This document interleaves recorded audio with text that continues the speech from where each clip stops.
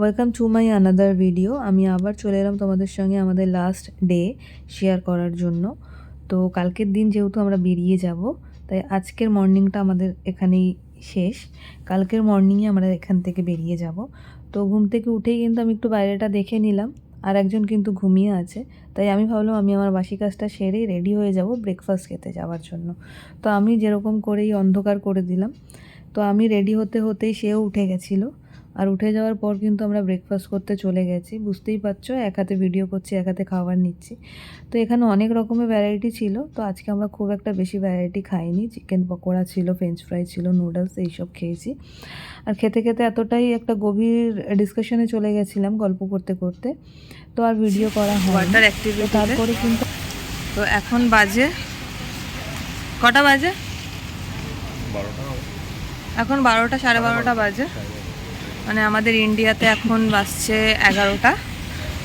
তো এখন আমরা বেরিয়ে যাচ্ছি। এই যে আজকে আমি এই কস্টিউম পরেছি আর ও এটা পরেছে। তো আমাদের বিচ মানে হোটেল থেকে বিচ খুবই কাছে, Patong beach, just walking distance 5 minutes. তো এখন আমরা বেরাচ্ছি। তো চলো ওখানে গিয়ে কী কী করছি সেটাই তোমাদের সঙ্গে শেয়ার করবো। তো সবাই শুনতেই পারলে, আমরা কিন্তু তাড়াতাড়ি করে ব্রেকফাস্ট সেরে নিয়েই কিন্তু বেরিয়ে পড়েছিলাম সেম ড্রেস পরেই।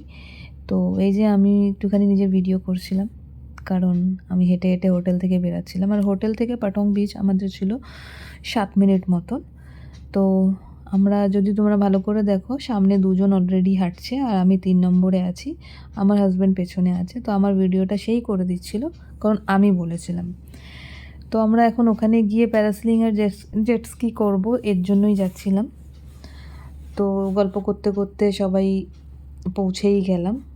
তো দেখো, সবসময় তো আমরা রাতে এসছি, আমরা দিনের বেলাতে পাটং বিচের পাশে থেকেও আসিনি, কারণ আমরা বাইরে যেহেতু ঘুরতে বেরিয়ে যাচ্ছিলাম কোনো না কোনো স্পটে। তো আজকে আমরা প্রথম পাটং বিচে সকালবেলাটা এসছি, তো বেশ ভালোই লাগলো।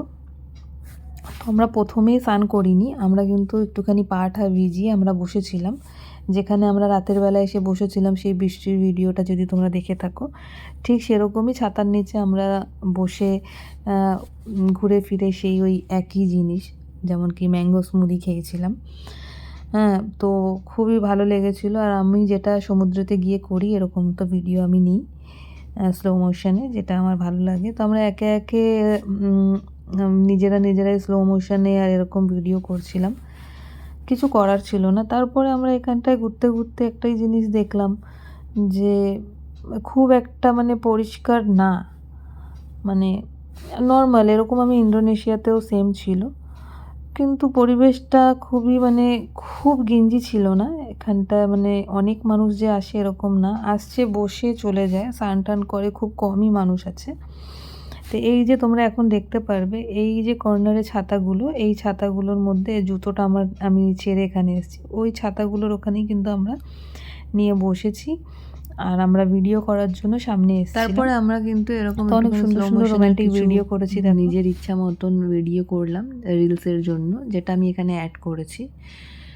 তো যাই হোক, আজকে কিন্তু আমরা খাওয়া পাতে বসে অনেকটাই গল্প করেছি। আর এতটাই গল্প ছিল যে সেটা আর কি ভিডিও নেওয়া হয়নি, কারণ গল্পটা অনেক গভীরে হচ্ছিল।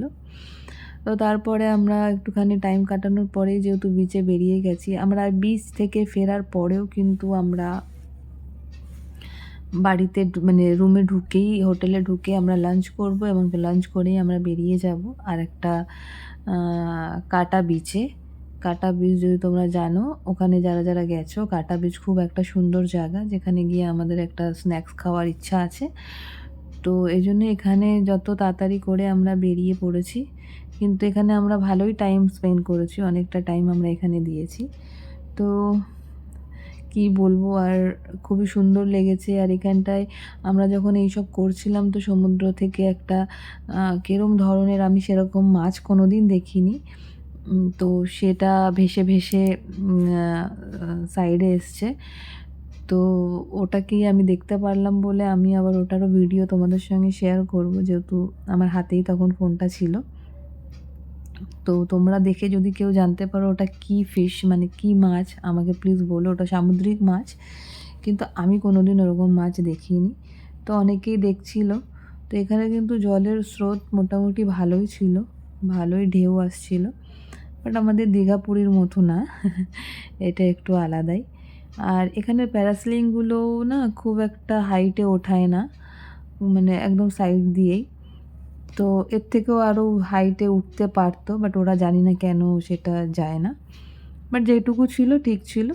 বাট বিচে অনেক লোক ছিল, সবাই জাস্ট স্নান তো করছে না কেউ, বাট সাইডে সবাই বসে আছে, বসে জিনিসটা দেখছে, সবার ভালো লাগছে। তো আমি দুবার এসছিলাম, লাস্টে আমি আমি স্নান করিনি, আমি জাস্ট পা অবধি ভিজিয়েই রুমে চলে গেছি, কারণ এই নোনা জল গায়ে বেশিক্ষণ থাকলে খুব আমার অসুবিধা হয়, তার জন্য আমি পুরোটা স্নান করিনি। কিন্তু আমি নেমেছিলাম যতটা নামা যায়, তারপর আমি ব্যাক করেছিলাম। তো ওরা সবাই নেমেছিল, তো সবাই স্নান করেছে আমি বাদে। তো এই যে আমি দুবার এখানে এসেছি, আর দুবার মানে জলে ভিজেই চলে গেছি, পাটা ভিজিয়ে। এই যে দেখতেই পাচ্ছ মাছটা, তো সবাই ভিডিও করছিল, তাই আমিও ভাবলাম আমার কাছেও ফোন আছে, আমিও ভিডিও করি। মাছটা কী যেন জানি না, গায়ের মধ্যে খুব কাটা কাটা টাইপের কিছু ছিল, কিন্তু মারা গেছিলো। তো কীরকম একটা উপর থেকে প্যাঁচা প্যাঁচা মনে হচ্ছে, কিন্তু এটা মাছ। এরকম বারবার উল্টে যাচ্ছে, তো সবাই আমরা ভেবেছিলাম বেঁচে আছে, তাই জলের সঙ্গে চলে যাবে, কিন্তু কিছুতেই যাচ্ছিল না। যাই হোক, আমি তো যার নামটাই জানি না, তোমরা যদি কেউ জানো তো অবশ্যই আমাকে জানিও। তো তারপরে কিন্তু আমি আর একটা ছোট্ট করে রিলসে ভিডিও করে নিয়েছিলাম। আমি আগেও তোমাদেরকে বলেছি যে আমরা ওখানে গিয়ে ম্যাঙ্গো স্মুদি খেয়েছিলাম, তো এই যে হচ্ছে সেই ম্যাঙ্গো স্মুদি। তো চলো আজকে